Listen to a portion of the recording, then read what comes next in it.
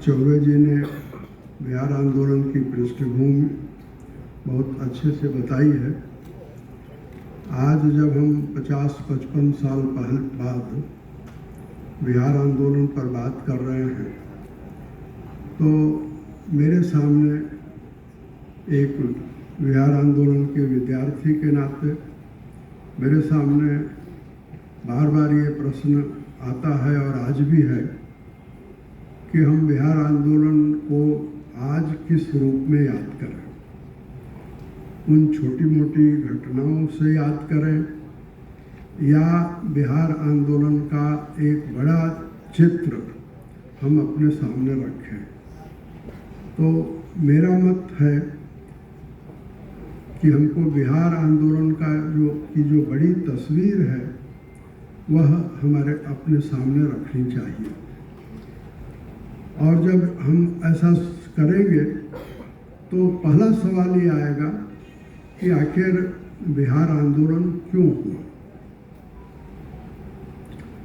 तो मैं आपसे कहूं कि बहुत लोग, और जब मैं कहता हूं कि बहुत लोग तो उसमें बड़े विद्वान भी हैं, बड़े राजनीतिक नेता भी हैं, एक बड़ी भूल करते हैं। आप अगर रिसर्च करेंगे तो किताबों में भी ये भूलें हैं, लोगों के संस्मरणों में भी ये भूल है। मैं उन संस्मरणों का उल्लेख नहीं करूंगा, लेकिन भूल जो है वो बताना चाहता हूँ, निशान लगाकर बताना चाहता हूँ। लोग अक्सर कहते हैं कि गुजरात में आंदोलन हुआ इसलिए बिहार में आंदोलन हो गया। तो पहली बात, आप अपने दिमाग में ये दर्ज करें और इसके प्रमाण खोजें कि क्या ये सच है। तो मैं कहूँगा कि सच नहीं है। गुजरात का आंदोलन एक प्रतिक्रिया में हुआ था और बिहार का आंदोलन बिहार की धरती में जो असंतोष था उसको लंबे समय तक संगठित किया गया तब हुआ। तो दोनों में बुनियादी फर्क है। और मैं एक किताब पढ़ रहा था, मैं आप सब लोगों को सलाह दूंगा कि आज अगर इमरजेंसी पर आपको कोई किताब चाहिए, प्रामाणिक किताब चाहिए, तो एक ही है। और भी किताबें हैं, मैं उसका भी होगा तो जिक्र करूंगा। आपातकालीन संघर्ष गाथा। आपातकालीन संघर्ष गाथा में 55 पेज, 45 से 55 पेज की प्रस्तावना है। और वो प्रस्तावना किसने लिखी है? तो संत, दार्शनिक, संगठनकर्ता, राजनीतिक चिंतक, जिन विशेषणों से भी आप उनको याद करें, उनका नाम था दत्तोपंत ठेंगड़ी। मैं कहूँगा कि आप उस पूरी पुस्तक पढ़ने का समय न हो तो आप उस प्रस्तावना को पढ़िए। मैंने उस पुस्तक को कई बार उल्टा पलटा है, पढ़ा है, लेकिन पिछले दिनों जब मैं उसको फिर से पढ़ रहा था तो मुझे एक वाक्य पर मेरी निगाह टिक गई और उससे मुझे बिहार आंदोलन को देखने की दृष्टि भी मेरी बदल गई। दत्तोपंत ठेंगड़ी लिखते हैं कि बिहार आंदोलन की जो सबसे बड़ी उपलब्धि थी वह जेपी का राजनीति में पुनः आगमन था। और जेपी का राजनीति में पुनः आगमन कैसे हुआ, किसको श्रेय है, ये महत्वपूर्ण नहीं है। महत्वपूर्ण यह है कि जेपी, अगर मैं अतीत में जाऊं तो 1969 की बात है, और उससे पहले भी मैं अगर जाऊं तो 1955 की बात है।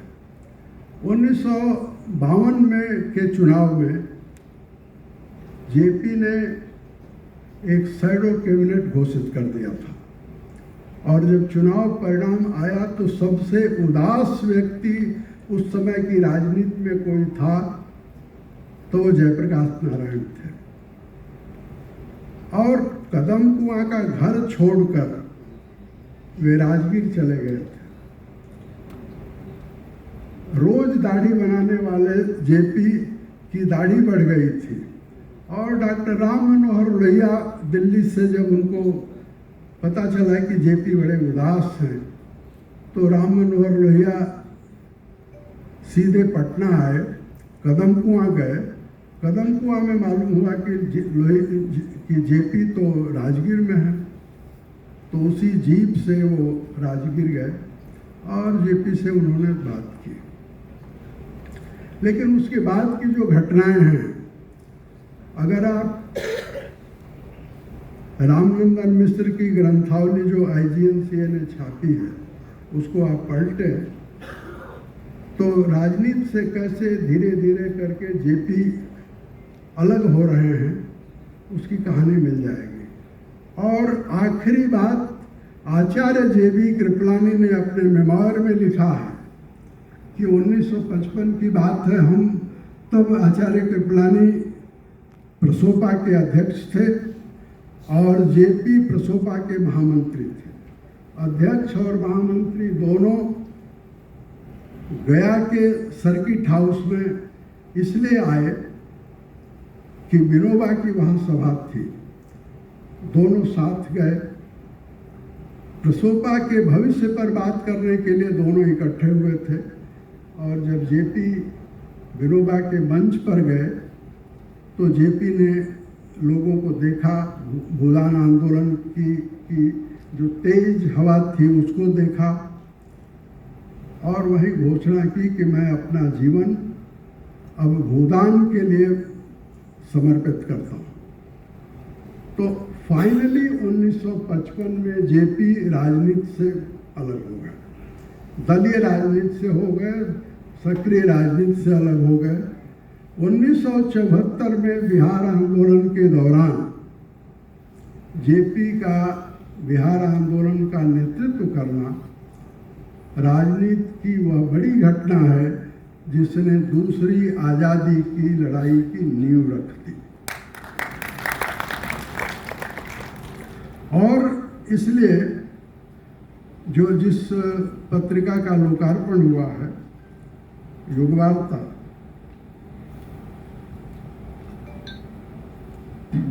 युगवार्ता में एक लेख मेरा ख्याल छपा होगा।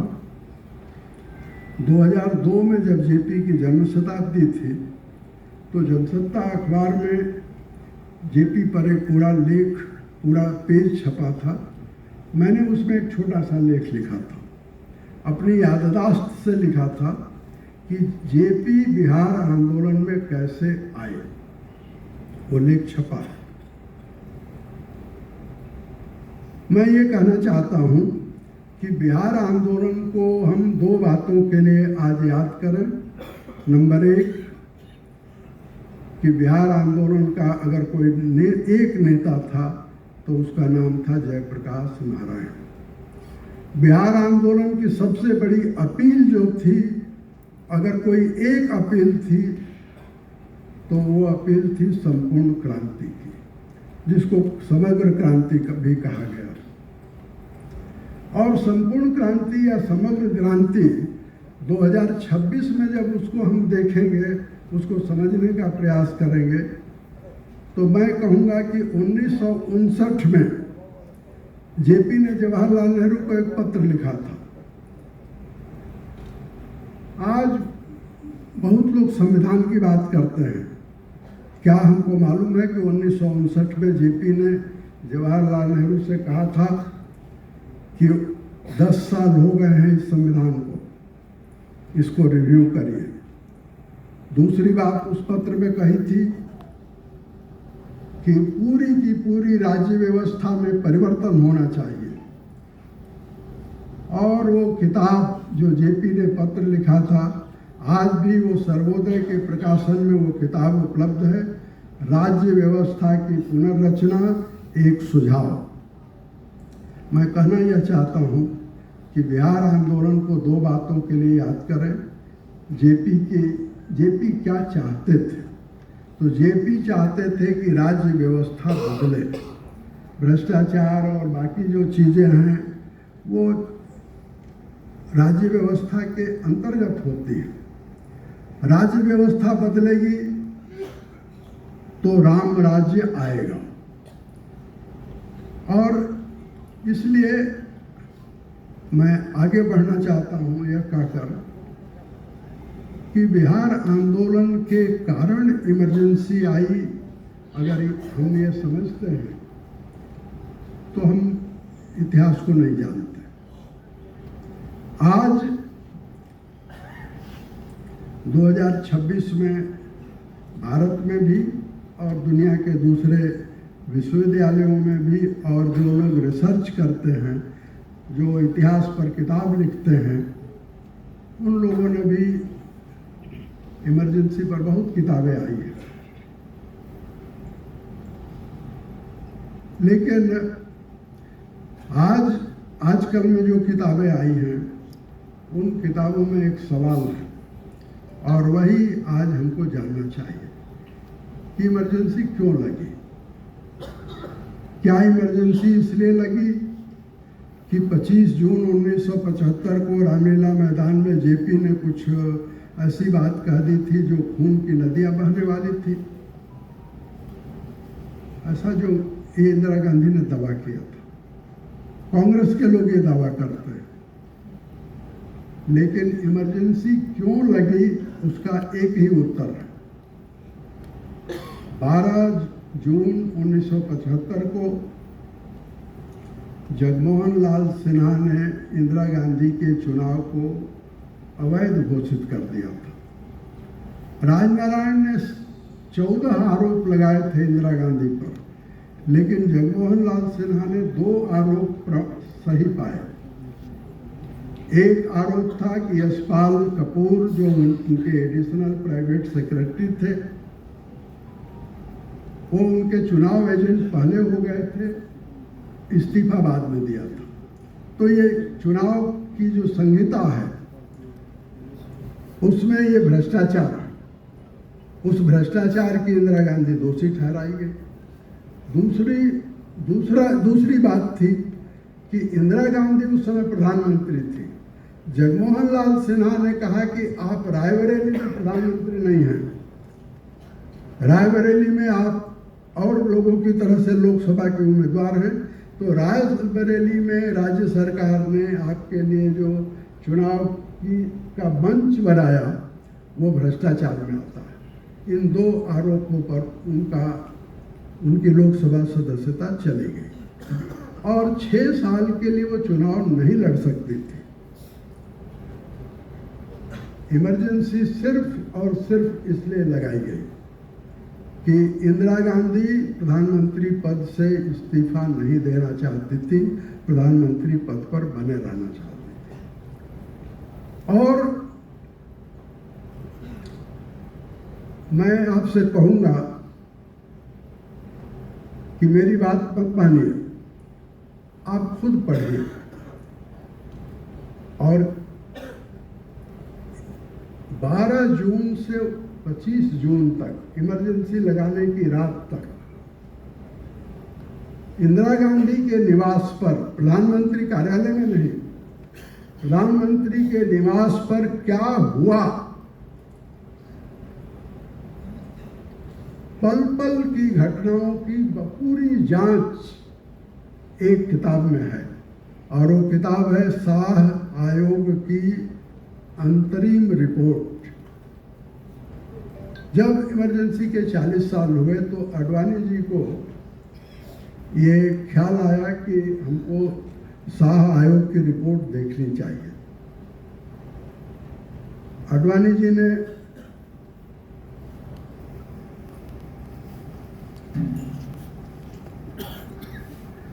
पार्लियामेंट लाइब्रेरी से पूछवाया तो पता चला कि शाह आयोग की रिपोर्ट गायब है। फिर हिंदुस्तान की हर लाइब्रेरी के बारे में मालूम किया गया तो मालूम हुआ कि कहीं भी वो शाह आयोग की रिपोर्ट नहीं है। क्यों नहीं है? क्योंकि इंदिरा गांधी जब 1980 में आई तो उन्होंने सबसे पहला काम ये किया कि शाह आयोग की रिपोर्ट को जहाँ जहाँ से जो जितनी प्रतियाँ थी उसको मंगवाया और जलवाया। उस समय इमरजेंसी में एक लोकसभा के सदस्य होते थे डीएमके के ईरा सेजियन। ईरा सेजियन अब नहीं है इस दुनिया में, लेकिन उस समय थे, आज से 10 साल पहले की बात है। ईरा सेजियन को जब ये मालूम हुआ कि लालकृष्ण आडवाणी को शाह आयोग की रिपोर्ट चाहिए, तो उन्होंने कहा कि मेरी लाइब्रेरी में होना चाहिए। उन्होंने अपनी लाइब्रेरी में, बुजुर्ग हो गए थे, खुजवाया और वो रिपोर्ट मिली और उसके बाद फिर उस रिपोर्ट को छपवाया गया। अब वो सब जगह उपलब्ध है। शाह आयोग ने, यानी सुप्रीम कोर्ट के रिटायर्ड चीफ जस्टिस जेसी शाह के आयोग की अध्यक्षता में मोरारजी भाई ने एक जांच आयोग बनाया था। इमरजेंसी पर जिसको भी कुछ जानना हो तो सोर्स बुक के तौर पर सबसे प्रामाणिक कोई तथ्य है, जानकारी है, तो वो शाह आयोग की अंतरिम रिपोर्ट में है। इसलिए है क्योंकि शाह आयोग को ये अधिकार था कि वो 8B की नोटिस देकर चाहे जिसको बुलवा ले। तो इसलिए उसमें SN, यानी उस समय के पश्चिम बंगाल के चीफ मिनिस्टर सिद्धार्थ शंकर रे की गवाही है, प्रधानमंत्री की जो प्रिंसिपल सेक्रेटरी थे PN धर की गवाही है, दिल्ली के लेफ्टिनेंट गवर्नर किशन चंद की गवाही है। उन गवाहियों से जो मैं इस पर विस्तार से बोल सकता हूँ, मैं संक्षेप में ये कहना चाहता हूँ कि उन गवाहियों से एक ही बात निकलती है कि जेपी ने जो रामलीला मैदान में कहा उसका इमरजेंसी से कोई लेना देना नहीं। जब इमरजेंसी इसलिए लगाई गई क्योंकि जगमोहन लाल सिन्हा के फैसले के बाद इंदिरा गांधी का केस लेकर नानी पालकीवाला सुप्रीम कोर्ट गए और सुप्रीम कोर्ट में एक अंतरिम राहत उनको मिल गई और वो राहत बड़ी विचित्र थी। इंदिरा गांधी प्रधानमंत्री के नाते लोकसभा जा सकती हैं, लेकिन लोकसभा के रजिस्टर पर सदस्य के नाते हस्ताक्षर नहीं कर सकते।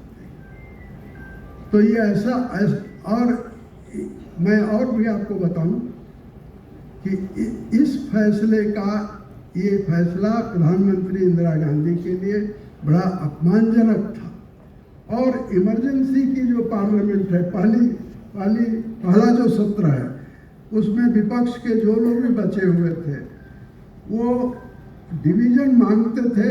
तो डिवीजन मांगने का तरीका ये होता है कि अगर कोई डिवीजन मांग लिया गया तो लोकसभा की पूरी गैलरी खाली करा दी जाती है।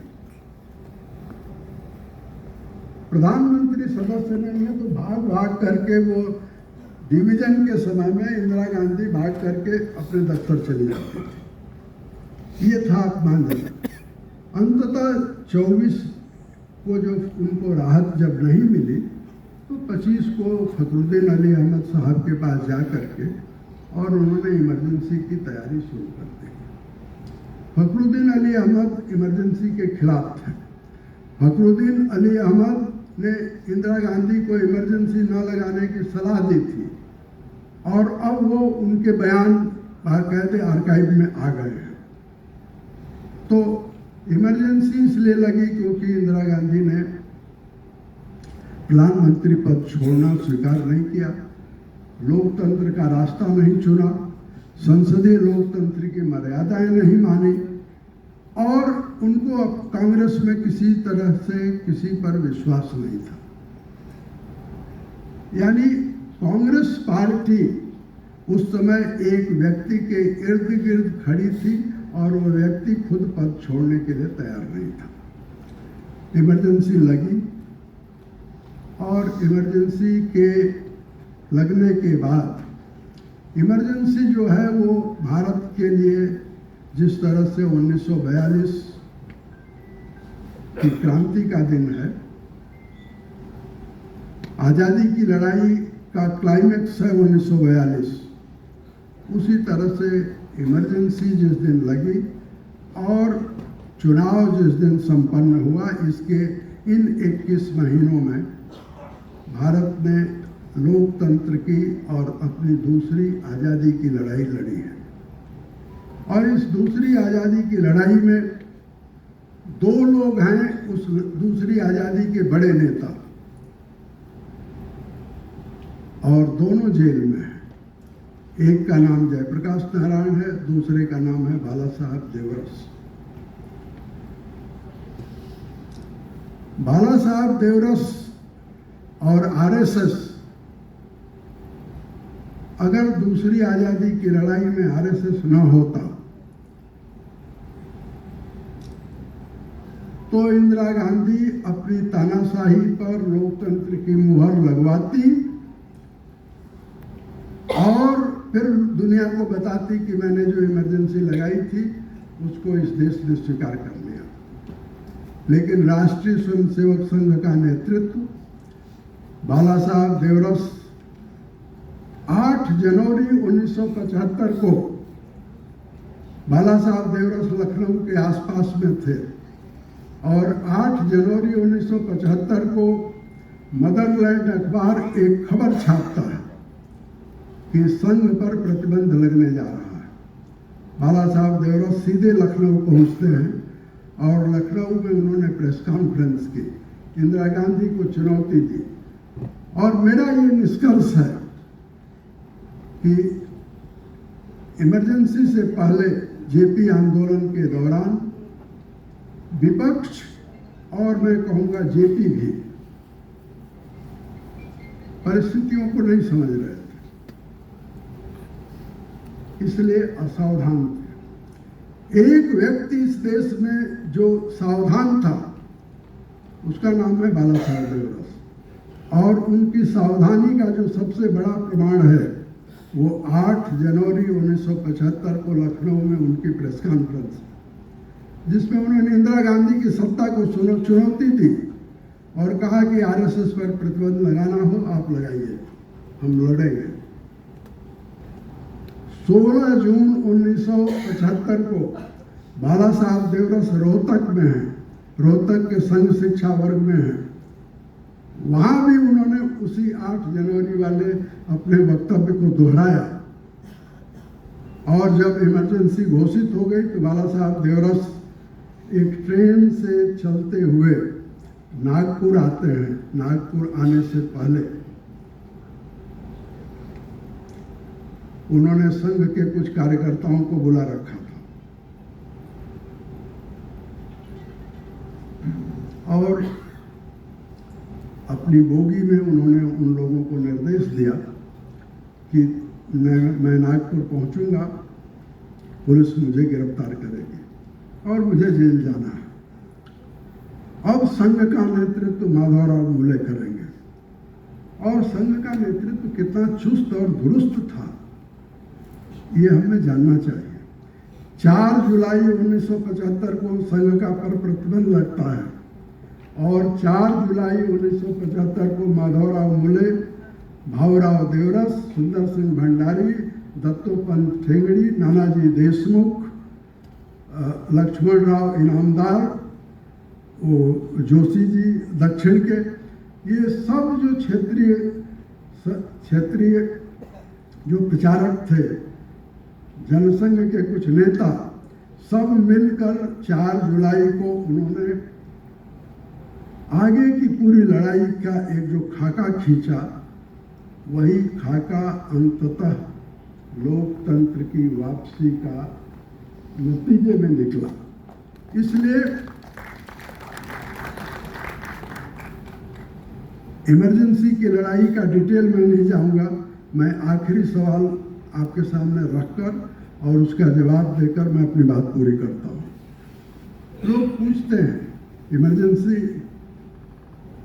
इमरजेंसी के दौरान आपको मालूम होगा कि इंदिरा गांधी ने लोकसभा का कार्यकाल 2 बार बढ़वाया एक बार बढ़वाया 1 साल के लिए, तो 1 साल के लिए जो कार्यकाल बढ़ा उसके हिसाब से फरवरी मार्च में 77 में चुनाव होना चाहिए था। लेकिन इंदिरा गांधी झांसे देने वाली महिला थी, इंदिरा गांधी डरी हुई महिला थी, और इंदिरा गांधी, अगर बिहार के भोजपुरी शब्द का मैं इस्तेमाल करूं, जो अपनी औकात से ज़्यादा खाता है उसको पेटू कहते हैं, तो मैं कहूँगा कि इंदिरा गांधी पेटू प्रधानमंत्री थी। उन्होंने 1 साल कार्यकाल बढ़वाया और थोड़ी दिनों बाद लोकसभा का कार्यकाल दोबारा बढ़ा। तो अब लोकसभा का चुनाव अगर होते बढ़े हुए कार्यकाल के हिसाब से तो फरवरी मार्च 1978 में होते, लेकिन 18 जनवरी 1977 को अचानक चुनाव की घोषणा हो गई। मैं आपको एक संस्मरण सुनाता हूँ। शंकर दयाल सिंह उस समय लोकसभा के मेंबर थे, उनकी एक किताब है इमरजेंसी, क्या सच क्या झूठ। उसमें एक जगह वो लिखते हैं कि ये 18 जनवरी की बात है। वे लिखते हैं कि उस दिन उनके यहाँ कांग्रेस के कई लोकसभा सदस्य आए और सब लोग आपस में पूछ रहे हैं कि चुनाव होने जा रहे हैं। तो शंकर दयाल सिंह को लगा कि अगर चुनाव न होने जा रहे हैं तो इंदिरा गांधी की कैबिनेट के किसी मेंबर से पूछें। तो वो सीधे डॉक्टर कर्ण सिंह के घर गए, और डॉक्टर कर्ण सिंह के घर जब वो गए तो रात को 9 बज रहा था। उन्होंने कहा कि डॉक्टर साहब सुनते हैं चुनाव होने जा रहा है। तो डॉक्टर कर्ण सिंह, उन्होंने लिखा है कि डॉक्टर कर्ण सिंह बहुत जोर से हंसे और उन्होंने कहा कि तुमने रेडियो नहीं सुना, इंदिरा गांधी ने चुनाव की घोषणा कर दिया, जाओ अपनी तैयारी करो। 18 जनवरी 1977 की शाम 8 बजे इंदिरा गांधी ने चुनाव की घोषणा की। सवाल जो मैं आपके सामने रखना चाहता हूं, और सवाल जो हमें समझने की जरूरत है, कि आखिर इंदिरा गांधी ने क्यों चुनाव करवाया। 15 महीने लोकसभा बची हुई थी। इंदिरा गांधी ने इसका एक ही जवाब है, और इस पर जितना भी मैंने पढ़ा है उसका एक वाक्य में निष्कर्ष बताकर मैं अपनी बात पूरी करता हूँ। इंदिरा गांधी ने चुनाव इसलिए करवाया क्योंकि उनको ये भरोसा था कि वो चुनाव जीतेंगी और जीत कर आकर कहेंगी कि हमने जो इमरजेंसी लगाई थी उस पर जनता की मुहर लग गई। लेकिन इंदिरा गांधी गफलत में थी, और मैं एक बड़े रहस्य का उद्घाटन भी कर सकता हूं यह कह करके कि राष्ट्रीय स्वयंसेवक संघ, जनसंघ और रामनाथ गोयनका, ये 3 लोगों ने मिलकर के इंदिरा गांधी की एक ऐसी घेरेबंदी की थी जिस घेरेबंदी की कोई खबर प्रधानमंत्री इंदिरा गांधी को नहीं थी। और उस घेरेबंदी का नतीजा था कि इंदिरा गांधी ने चुनाव करवाया, और उस घेरेबंदी का जो को तय करने वाले जो लोग थे उनको मालूम था कि चुनाव होगा तो इंदिरा गांधी जाएंगी, और वही हुआ। इसलिए बिहार आंदोलन और इमरजेंसी को हम आज के संदर्भ में समझें, जानें और पढ़ें, यह कहकर मैं अपनी बात पूरी करता हूँ।